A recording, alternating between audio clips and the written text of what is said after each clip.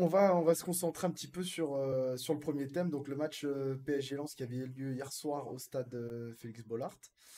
Donc le premier du championnat, le Paris Saint-Germain, qui affrontait son dauphin, le Racing Club de Lens. Et c'était un match qui a tenu toutes ses promesses.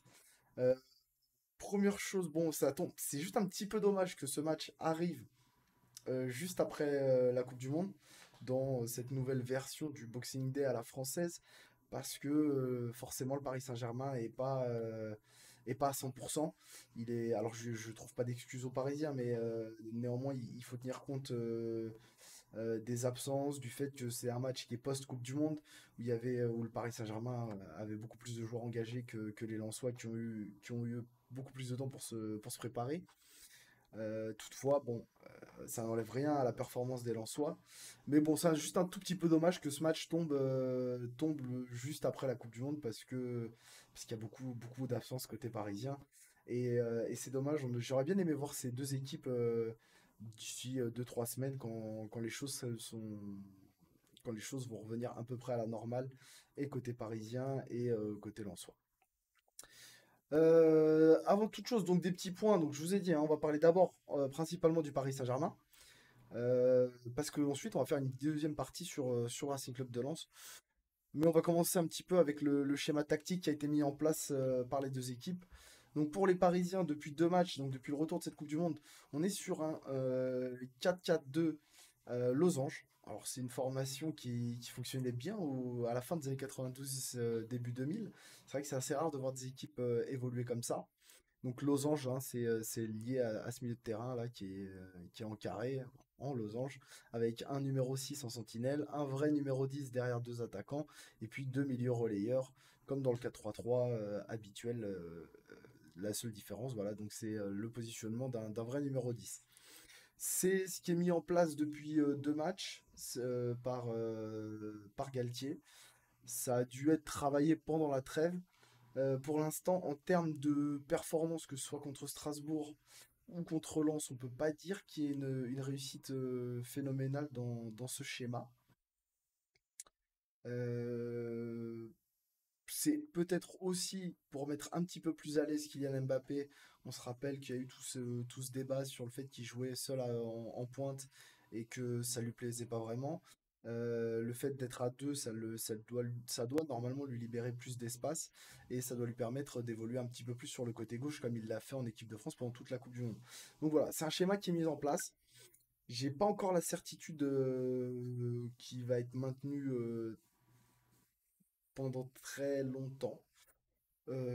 Parce qu'avec le retour de Neymar et de Messi, je suis pas sûr qu'on continue dans ce système. Enfin, j'ai des doutes. Je sais pas trop ce qu'il en est. Il va falloir prendre un petit peu de temps pour y réfléchir et attendre un peu de voir les prochains matchs du Paris Saint-Germain. Euh, Est-ce que ça va être le système qui va être maintenu ou pas? Je suis pas convaincu encore. Après, on peut très bien voir Neymar en numéro 10 et Messi en 9,5 derrière Mbappé. Ce serait une hypothèse. Mais enfin, voilà. En tout cas, ça a été le schéma qui a été mis en place hier. Euh, donc, avec Donnarumma au but. À droite, c'était Mukiele. À gauche, Hakimi. Marquinhos Ramos dans l'axe. Danilo en sentinelle. Verratti Ruiz en milieu relayeur. Carlos Soler en numéro 10. Mbappé et Ekitike, pardon, en deuxième attaquant. Alors, bon, déjà, on va parler un petit peu des nombreux blessés côté parisien. On peut citer Kipembe qui est toujours pas remis, Nuno Mendes. On a Neymar qui a été suspendu après son carton rouge un petit peu sévère contre Strasbourg. Lionel Messi toujours pas revenu de la Coupe du Monde. Renato Sanchez, on ne sait pas trop où est-ce qu'il en est, mais pas titulaire en tout cas. Enfin voilà, plusieurs blessés et absents. Donc bon, une composition un petit peu, disons, hybride pour ce Paris Saint-Germain-là, notamment Hakimi côté gauche. Alors bon, ça c'est bon, l'absence de Nuno Mendes, on peut comprendre qu'il manque quelqu'un à gauche, mais normalement il y avait Juan Bernat, donc c'est un petit signe de désaveu vis-à-vis de l'Espagnol. On a préféré lui mettre Hakimi qui est pas à son poste pour évoluer avec Mbappé sur le côté gauche. ça a pas été le pire sur le terrain. Mukiele côté droit qui a gagné un petit peu de temps de jeu dû à l'absence de Nuno Mendes, mais aussi parce que visiblement il a fait une bonne trêve pendant que les autres étaient à la Coupe du Monde. Le milieu de terrain, Danilo, donc lui qui revenait de blessure, il n'avait pas joué depuis le premier match avec le Portugal à la Coupe du Monde où il s'était cassé trois côtes, donc c'était son match retour. Verratti et Ruiz en relayeur et Soler en numéro 10 avec Ekitike et Mbappé devant. Moi, je suis un peu perplexe. On a on a vu cette équipe se faire bouger beaucoup par le Racing Club de Lens, qui a mis un pressing très haut, ce qui a gêné énormément les Parisiens. Et c'est dû, à mon sens, à plusieurs facteurs, plusieurs joueurs qui n'ont pas été au niveau. Je vais m'attarder un petit peu sur un des joueurs, c'est Fabian Ruiz, que moi je trouve assez moyen. J'avoue que je suis pas un très grand fan de Fabian Ruiz, déjà quand il évolue à Naples. J'ai pas vraiment compris cette acquisition par le Paris Saint-Germain. Je pense que voilà, quand on était en Italie, enfin visiblement si on suit le championnat italien, bah, il aurait peut-être fallu se pencher plus sur Sofiane Amrabat que sur Fabian Ruiz, même si c'est un autre profil. Voilà, normalement c'est un milieu de terrain qui doit être un milieu créateur, capable de délivrer des passes décisives, capable de donner de la fluidité dans le jeu. Et moi je le vois pas faire ça depuis qu'il est arrivé au Paris Saint-Germain. Et je l'ai trouvé hier très moyen. Il est notamment coupable sur le troisième but. Voilà. J'ai des gros doutes sur les Espagnols du Paris Saint-Germain, que ce soit Soler, Ruiz, Sarabia ou Bernat. Le seul à qui je donne un peu plus de crédit, c'est Sergio Ramos. Même si encore hier, il fait pas une performance exceptionnelle. Il a été notamment coupable sur sur le deuxième but, je crois, quand Openda part au but, où il rate son intervention, il tombe tout seul. Bon, voilà, il fait pas un excellent match. Mais voilà, on a pas mal d'Espagnols au PSG et visiblement on n'a pas les meilleurs. Puisque Fabian Ruiz c'est pas terrible. Soler, pareil, alors il joue à un poste qui n'est pas le sien, c'est pas un numéro 10. Lui, quand il évolue à Valence dans un système avec un 4 milieux à plat, il jouait plutôt sur un côté. Bon, pareil, depuis qu'il est arrivé au Paris Saint-Germain, il fait pas de match transcendant. Il a mis un ou deux buts, mais il fait pas de grande différence. Et aujourd'hui, bon bah le PSG, forcément, il est dépendant de Kylian Mbappé, il est dépendant de Neymar, il est dépendant de Messi. Donc quand il en manque 2 sur 3, ça fait beaucoup. Et dans ce système-là, où le numéro 10 n'est pas au niveau, c'est assez compliqué de réussir un bon match. Donc voilà, c'est la première défaite du PSG sous l'ère Galtier. Ils n'avaient pas perdu encore en début de saison. Maintenant, c'est un match post-Coupe du Monde. C'est sûr que c'est pas simple. Il y a beaucoup de joueurs qui, il y a encore 15 jours, étaient concentrés sur la possibilité de devenir champion du monde. Il faut se remettre de ça. Physiquement, un mois de compétition avec le début de saison qu'ont connu les joueurs parisiens, ils en sont pas loin d'une trentaine de matchs. Donc qu'ils soient pas totalement dans le rythme et qu'ils aient un petit peu du mal à être efficaces en Ligue 1, ça se comprend. Au-delà de ça, ils ont joué en semaine déjà contre Strasbourg. On leur met un match le dimanche, donc le rythme il continue à être effréné. Je suis pas certain qu'il fallait mettre ce Boxing Day à la française juste après cette Coupe du Monde. Je trouve que c'est pas quelque chose qui a été très positif.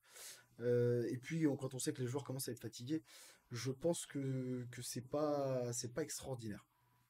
Donc voilà, c'est une petite raison qui explique certainement ce match un petit peu moyen du PSG, mais surtout en fait, moi ce qui m'a gêné tactiquement, c'est on a vu un Paris Saint-Germain peu créatif, avec des difficultés à faire des différences.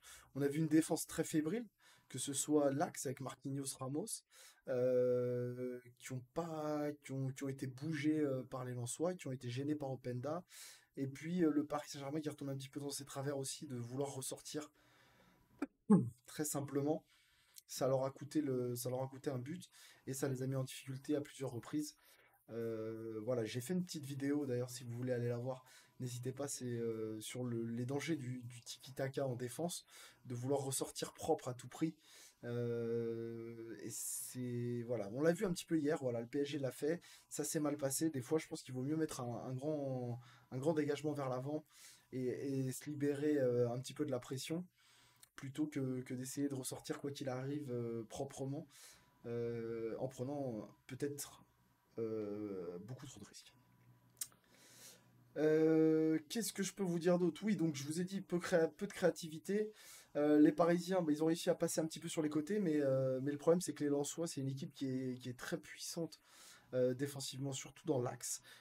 Tous les joueurs sont, voilà, il y a beaucoup de joueurs qui sont dans l'axe lensois, et on a des compensations, notamment par Danso.